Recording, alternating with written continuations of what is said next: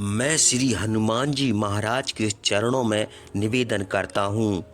जो भी भक्त इस वीडियो को देख रहे हैं उनकी हर परेशानी दूर करना और मनोकामनाओं को जरूर पूरी करना। भक्तों, हम आपको हनुमान जी महाराज की सच्ची घटना पर आधारित एक प्रसंग सुना रहे हैं। अगर आप श्री हनुमान जी महाराज के सच्चे भक्त हैं तो श्री हनुमान जी महाराज की वीडियो को लाइक जरूर कीजिए और उनके चैनल को सब्सक्राइब कर दीजिए। जय हनुमान जी महाराज की। जब रावण वध के बाद अयोध्यापति श्री राम ने राजपाट संभाल लिया था और प्रजा राम राज्य से प्रसन्न थी, एक दिन भगवान महादेव की इच्छा श्री राम से मिलने की हुई। पार्वती जी को संग लेकर महादेव कैलाश पर्वत से अयोध्या नगरी के लिए चल पड़े। भगवान शिव और माता पार्वती को अयोध्या आया देखकर श्री सीताराम जी बहुत खुश हुए। माता जानकी ने उनका उचित आदर सत्कार किया और स्वयं भोजन बनाने के लिए रसोई में चली गईं। भगवान शिव ने श्री राम से पूछा, हनुमान जी दिखाई नहीं दे रहे हैं, कहाँ है? श्री राम बोले, वह बगीचे में होंगे। शिव जी ने श्री राम जी से बगीचे में जाने की अनुमति मांगी और माता पार्वती जी के साथ बगीचे में गए। खूबसूरती देखकर उनका मन मोहित हो गया। आम के एक घने वृक्ष के नीचे हनुमान जी दीन दुनिया से बेखबर होकर गहरी नींद में सोए हुए थे। एक लय में कर्राटों से राम राम की ध्वनि उठ रही थी। चकित होकर शिव जी और माता पार्वती एक दूसरे की ओर देखने लगे। माता पार्वती मुस्कुरा उठीं और वृक्ष की डालियों की ओर इशारा किया। राम राम सुनकर पेड़ की डालियां भी झूम उठीं। उनके बीच से भी राम राम उच्चारित हो रहा था। शिव जी इस राम राम की धुन में मस्त मगन होकर खुद भी राम राम कहकर नाचने लगे। माता पार्वती जी ने भी अपने पति का अनुसरण किया। भक्ति में भरकर उनके पांव भी थिरकने लगे। शिव जी और माता पार्वती जी के नृत्य से ऐसी झंकार उठी कि स्वर्गलोक के देवतागण भी आकर्षित होकर बगीचे में आ गए। माता जानकी भोजन तैयार करके प्रतीक्षारत थीं, परंतु संध्या गिरने तक भी अतिथि नहीं पधारे। अब अपने देवर लक्ष्मण जी को बगीचे में भेजा। लक्ष्मण जी तो अवतार ही लिया था श्री राम की सेवा के लिए। अतः बगीचे में आकर जब उन्होंने धरती पर स्वर्ग का नजारा देखा तो खुद भी राम राम की धुन में झूम उठे। महल में माता जानकी परेशान हो रही थी। अभी तक भोजन ग्रहण करने कोई भी क्यों नहीं आया। उन्होंने श्री राम से कहा, भोजन ठंडा हो रहा है, चलिए हम ही चलकर बगीचे में सभी को बुला लाएं। जब सीताराम जी बगीचे में गए तो वहाँ राम राम की धूम मची हुई थी। हनुमान जी गहरी नींद में सोए हुए थे और उनके खर्राटों से अभी तक राम नाम निकल रहा था। सिया राम भाव बैल हो उठे। श्री राम जी ने हनुमान जी को नींद से जगाया और प्रेम से उनकी तरफ निहारने लगे। प्रभु को आया देख हनुमान जी शीघ्रता से उठ खड़े हुए। नृत्य का माहौल भंग हो गया। शिव जी खुले कंठ से हनुमान जी की राम भक्ति की सराहना करने लगे। हनुमान जी सकुचा उठे, लेकिन मन ही मन खुश हो रहे थे। सिया राम जी ने भोजन करने का आग्रह भगवान शिव से किया। सभी लोग महल में भोजन करने के लिए चल पड़े। माता जानकी भोजन परोसने लगीं। हनुमान जी को भी श्री राम जी ने पंक्ति में बैठने का आदेश दिया। हनुमान जी बैठ तो गए, परंतु आदत ऐसी थी कि श्री राम के भोजन के उपरांत ही सभी भोजन करते थे। आज श्री राम के आदेश से पहले भोजन करना पड़ा। माता सीता हनुमान जी को भोजन परोसने जा रही थीं, पर हनुमान जी का पेट नहीं भर रहा था। कुछ समय तक तो उन्हें भोजन परोस रही, फिर समझ गईं कि इस तरह से हनुमान जी का पेट नहीं भरने वाला। उन्हें तुलसी के एक पत्ते पर राम नाम लिखा और भोजन के साथ हनुमान जी को परोस दिया। तुलसी पत्र खाते ही हनुमान जी को संतुष्टि मिली और वह भोजन पूर्ण मानकर उठ खड़े हुए। भगवान शिव शंकर ने प्रसन्न होकर हनुमान जी को आशीर्वाद दिया। आपकी राम भक्ति युगों युगों तक याद की जाएगी और आप संकट मोचन कहलाएंगे। तुलसी राम ते अधिक राम भक्त जिए जान, रिनिया राजा राम में तनक वह हनुमान। तुलसीदास जी कहते हैं, श्री राम को भक्त राम जी से भी अधिक समझो। श्री राम जी स्वयं ऋणी हो गए और उनके भक्त हनुमान जी उनके साहूकार बन गए। श्री राम जी ने यह तक कह दिया, मैं तुम्हारा ऋण कभी चुका नहीं सकता। पृथ्वी पर 3 ही रत्न हैं, जल, अन्न और सुभाषित यानी कि मीठी बोली। मूर्ख लोग पत्थर के टुकड़ों, हीरे मोती माणिक्य आदि को रतन कहते हैं। अगला प्रसंग कुबेर के घर से बेहतर समझते हैं।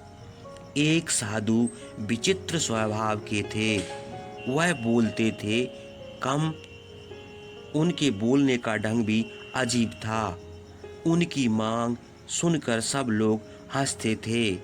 कोई जुड़ भी जाता था तो कोई उनकी मांग को सुनी अनसुनी कर अपने काम में जुड़ जाता था।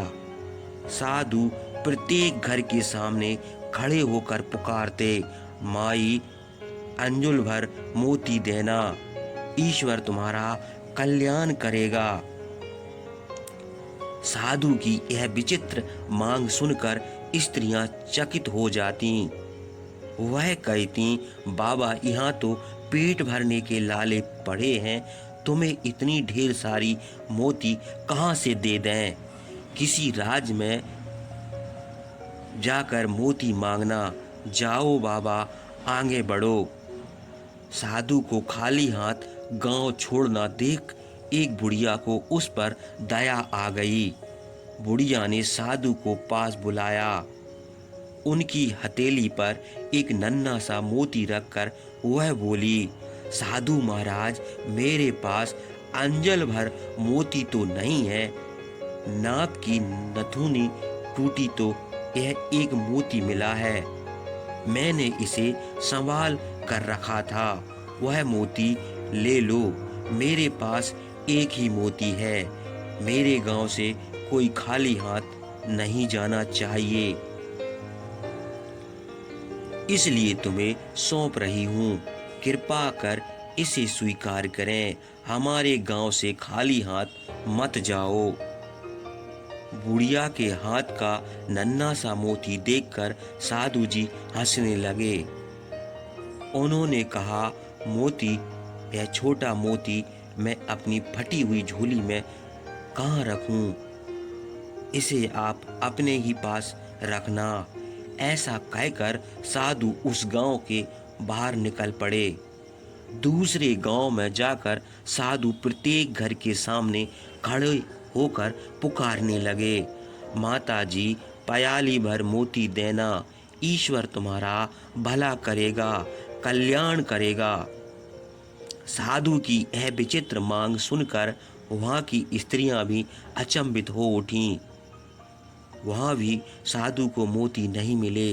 अंत में निराश होकर वह खाली हाथ जाने लगे। उस गांव के एक छोर में किसान का एक घर था। वह मोती मांगने की चाय उन घर के सामने ले गई। माता जी मुट्ठी भर मोती देना, ईश्वर तुम्हारा भला करेगा, साधु ने पुकार लगाई। किसान सहसा बाहर आया। उसने साधु के लिए चादर बिछाई और साधु से विनती की, साधु महाराज पधारिए, विराजमान होइए। किसान ने साधु को प्रणाम किया और मुड़कर पत्नी को आवाज दी, लक्ष्मी बाहर साधु जी आए हैं, इनके दर्शन कर लो। किसान की पत्नी तुरंत बाहर आई। उसने साधु जी के पांव धोकर दर्शन किए। किसान ने कहा, लक्ष्मी साधु जी बहुत भूखे हैं, उनको भोजन की तुरंत व्यवस्था करो। किसान बोला, लक्ष्मी अंजलि भर मोती लेकर पीसना और उनकी रोटियां बनाना, तब तक मैं मोतियों की गागर लेकर आता हूँ। ऐसा कहकर वह किसान खाली गागर लेकर घर से बाहर निकला। कुछ समय पश्चात किसान लौट आया। तब तक लक्ष्मी ने भोजन बनाकर तैयार कर रखा। साधु ने पेट भर भोजन किया। वह प्रसन्न हुए। उन्होंने हंसकर किसान से कहा, बहुत दिनों बाद कुबेर के घर का भोजन मिला, मैं बहुत प्रसन्न हूँ। अब तुम्हारी याद आती रही, इसलिए मुझे कान भर मोती देना। मैं तुम दंपत्ति को सदैव याद करूँगा। उस पर किसान ने हंसकर कहा, साधु महाराज, मैं अनपढ़ किसान आपको कान भर मोती कैसे दे सकता हूँ?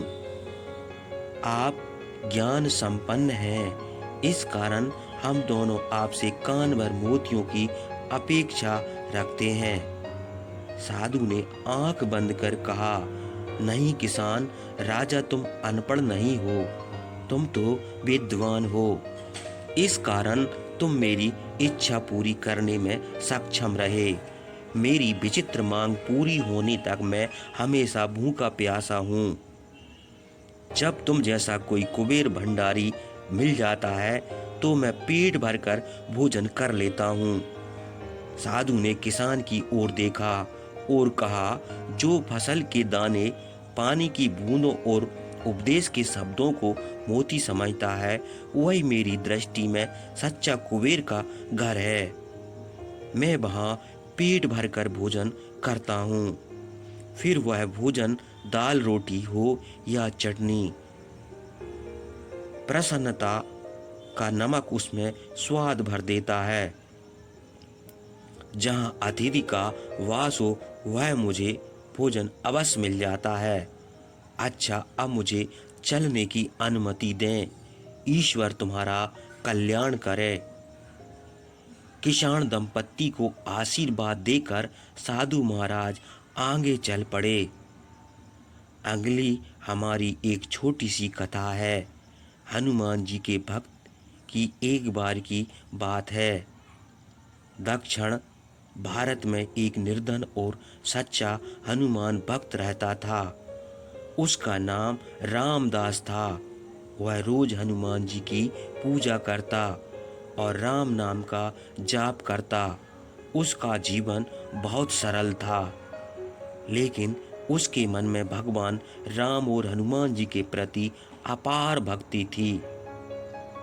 उस गांव का राजा अत्यंत अहंकारी था। वह सोचता था कि धन और बल ही सबसे बड़ा सत्य है। एक दिन उनसे रामदास ने पूछा, तुम हर समय राम राम का जाप करते रहते हो। क्या तुम्हारे राम नाम से तुम्हारी गरीबी दूर हो सकती है? रामदास ने विनम्रता से उत्तर दिया, राजन, राम राम के बल से सभी समस्याओं का समाधान संभव है। यह सबसे बड़ा धन है। राजा ने उसका उपहास किया और उससे एक चुनौती दी। उसने कहा, अगर राम नाम इतना शक्तिशाली है तो मैं तुम्हें खजाने से भरा हुआ एक बर्तन देता हूँ। इसे अपने राम नाम के बल से सुरक्षित रखना। अगर चोरी हो गई तो तुम्हें दंड मिलेगा। रामदास ने हनुमान जी को स्मरण किया और बर्तन को अपने घर ले आया। उसने बर्तन के पास बैठकर राम नाम का जाप करना शुरू कर दिया।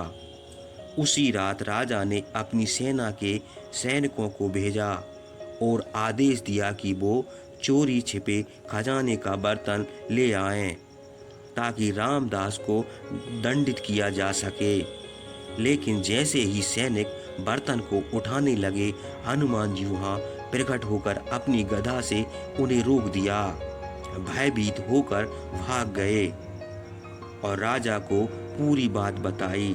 राजा ने स्वयं जाकर देखा और पाया कि रामदास अभी भी राम राम का जाप कर रहा था और बर्तन सुरक्षित था। राजा को अपनी गलती का एहसास हुआ। उसने रामदास से क्षमा मांगी और समझा कि राम नाम और हनुमान जी की कृपा से हनुमान जी अपने भक्तों की हर प्रकार से रक्षा करते हैं। राम राम की महिमा अपरंपार है और सच्चे विश्वास के साथ इसे जपने से जीवन के सभी संकट हल हो जाते हैं। हनुमान जी के प्रति श्रद्धा और राम नाम के प्रति विश्वास हमें जीवन में रक्षा करता है और हमें सही मार्ग दिखाता है।